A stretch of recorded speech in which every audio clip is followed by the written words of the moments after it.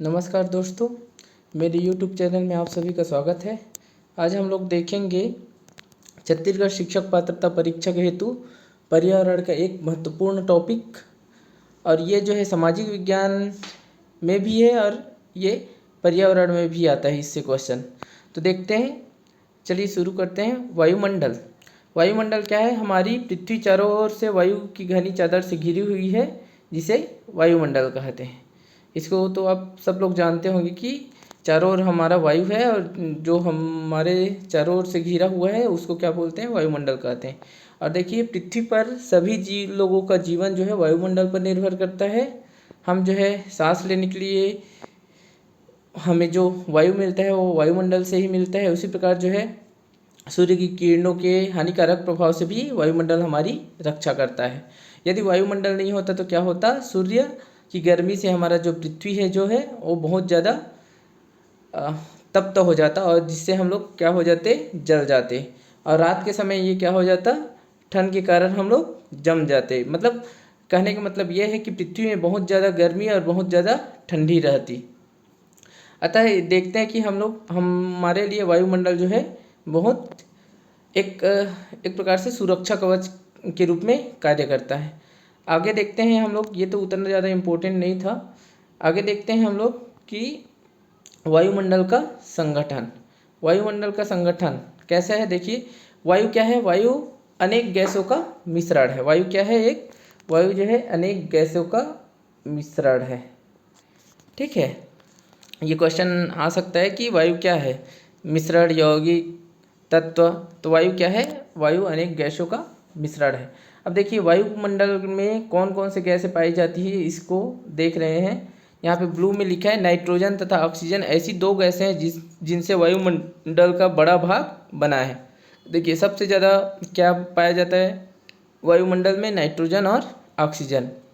उसके बाद carbon dioxide, helium, ozone, argon एवं हाइड्रोजन कम मात्रा में पाई जाती है।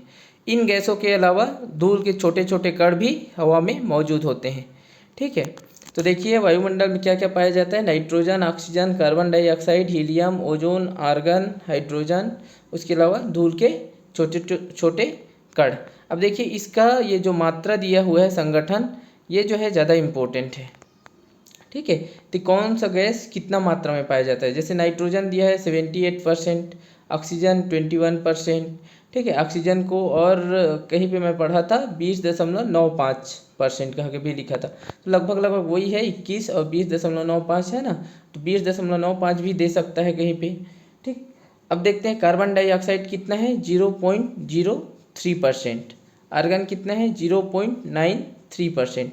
और बाकी अन्य सभी क्या कितना है? 0.04%। तो देखते हैं सबसे ज़्यादा क्या है? सबसे ज़्यादा है हमारा नाइट्रोजन, उसके बाद ऑक्सीजन, है ना, उसके बाद जो है देखिए आर्गन, आर्गन के बाद फिर ये कार्बन डाइऑक्साइड, उसके बाद अन्य सारा चीज़। अब ये तो हो गया, यही इंपॉर्टेंट है, इसको स्क्रीनशॉट कर लीजिएगा और याद कर लीजिएगा कि कौन कौन सा गैस कितना कितना परसेंट है वायुमंडल में। अगला देखते हैं, यहाँ से सीजी टेट में क्वेश्चन आया हुआ है और लगभग लगभग 1-2 साल में रिपीट होते रहता है ये क्वेश्चन। अब देखते हैं हम लोग कि ये देखिए यहाँ पे लिखा है नाइट्रोजन वायु में सर्वाधिक पाई जाने वाली गैस है। अब देखते हैं वायुमंडल की संरचना। हमारा वायुमंडल 5 परतों में विभाजित है जो पृथ्वी की सतह से आरंभ होती है। ठीक है, हमारा वायुमंडल कितने भागों में, कितने परतों में विभाजित है? तो वो 5 परतों में विभाजित है। क्षोभ मंडल, सप्तताप मंडल, मध्य मंडल, बाह्य वायुमंडल एवं बहिर्मंडल। ठीक है, अब देखते हैं क्षोभ मंडल में क्या होता है। यह परत वायुमंडल की सबसे महत्वपूर्ण परत है। इसकी औसत ऊंचाई 13 किलोमीटर होती है। देखिए, क्षोभ मंडल की औसत ऊंचाई कितनी होती है? 13 किलोमीटर तक जो है क्षोभ मंडल रहता है। हम इसी मंडल में मौजूद वायु में सांस लेते हैं। मौसम की लगभग सभी घटनाएं जैसे वर्षा, कोहरा एवं ओलावर्षण इसी परत के अंदर होती है। देखिए, ये इम्पोर्टेंट है कि एक तो क्षोभ मंडल की ऊंचाई कितनी तक होती है, ये इम्पोर्टेंट है। और दूसरी यहाँ पे दिया है कि देखिए हम किस मंडल में के मौजूद वायु का उपयोग सांस में लेते हैं, तो क्षोभ मंडल में मौजूद वायु का उपयोग सांस में लेते हैं। उसके अलावा ये क्वेश्चन आता है कि मौसम की घटनाएं किस मंडल में होती है ना, वायुमंडल की किस परत में होती है, तो यह है क्षोभ मंडल में होती है। मौसम की लगभग सभी घटनाएं जैसे वर्षा, कोहरा एवं ओलावर्षण जो है क्षोभ मंडल में होती है। अगला देखते हैं, अगला समताप मंडल। देखिए, क्षोभ मंडल के ऊपर का भाग समताप मंडल कहलाता है। यह लगभग 50 किलोमीटर की ऊंचाई तक फैला है। यह परत बादलों एवं मौसम संबंधी घटनाओं से लगभग मुक्त होती है।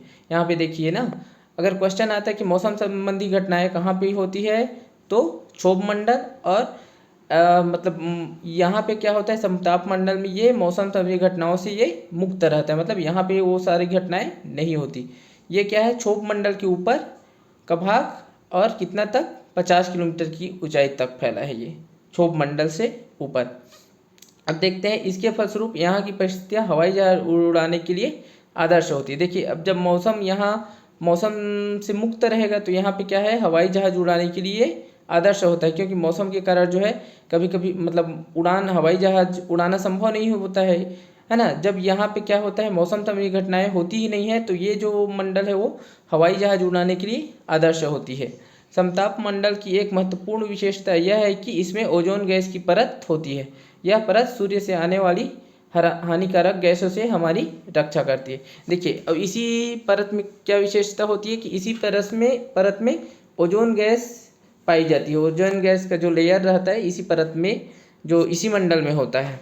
और ये ओजोन गैस का क्या काम है, ओजोन गैस जो है सूर्य से आने वाली हानिकारक गैसों और हानिकारक विकिरणों से हमारी रक्षा करती है। तो याद रखिए, ओजोन परत किस में पाई जाती है, ओजोन परत जो है समताप मंडल में पाई जाती है। और हवाई जहाज उड़ाने के लिए आदर्श मंडल कौन सा है, तो ये समताप मंडल है। अगला क्वेश्चन देखते हैं, मध्य मंडल। यह वायुमंडल की तीसरी परत है। यह समताप मंडल के ठीक ऊपर होती है। यह लगभग 80 किलोमीटर की ऊंचाई तक फैली है। अंतरिक्ष से प्रवेश करने वाले उल्कापिंड इस परत में आने पर जल जाते हैं। देखिए, याद रखिएगा कि अंतरिक्ष से प्रवेश करने वाले उल्कापिंड किस मंडल में जल जाते हैं, तो ये है मध्य मंडल में। ठीक है, ये जो है वायुमंडल का तीसरा परत है। अब अगला देखते हैं, बाह्य वायुमंडल। बाह्य वायुमंडल में बढ़ती ऊंचाई के साथ तापमान अत्यधिक तीव्रता से बढ़ता है। आयन मंडल इस परत का एक भाग है। यह 80 से 400 किलोमीटर तक फैला है। देखिए, बाह्य वायुमंडल के जब और बढ़ते जाते हैं तो इस बाह्य वायुमंडल में क्या होता है, तापमान बहुत ज़्यादा होता है। और आयन मंडल क्या है, इस परत का एक भाग है। यह 80 से 400 किलोमीटर तक फैला है। अब देखते हैं, यहाँ पे जो रेडियो संचार के लिए इस परत का उपयोग होता है। वास्तव में पृथ्वी से प्रसारित रेडियो तरंगे इस परत द्वारा पुनः पृथ्वी पर परिवर्तित कर दी जाती है। तो देखिए, ये क्वेश्चन आता है कि रेडियो तरंगे किस मंडल से परावर्तित होकर पृथ्वी पर आती है, तो ये जो है कौन से मंडल है, ये बाह्य वायुमंडल। ठीक है, यहाँ पे क्या होता है, रेडियो जो तरंग है वो जो है यहाँ से परिवर्तित होकर पृथ्वी पर आती है। अगला देखते हैं, बहिर्मंडल। वायुमंडल की सबसे ऊपरी परत को बहिर्मंडल के नाम से जाना जाता है। यह वायु की पतली परत होती है। हल्की गैसें जैसे हीलियम एवं हाइड्रोजन यहीं से अंतरिक्ष में तैरती रहती है। देखिए, इसको याद रखिएगा, हीलियम एवं हाइड्रोजन कहाँ पे तैरती रहती है, तो बहिर्मंडल में तैरती रहती है। तो ये तो था वायुमंडल से संबंधित महत्वपूर्ण टॉपिक का संक्षिप्त विवरण। तो आई होप आप लोगों को पसंद आया होगा। तो मेरे वीडियो को लाइक और शेयर ज़रूर करें। धन्यवाद।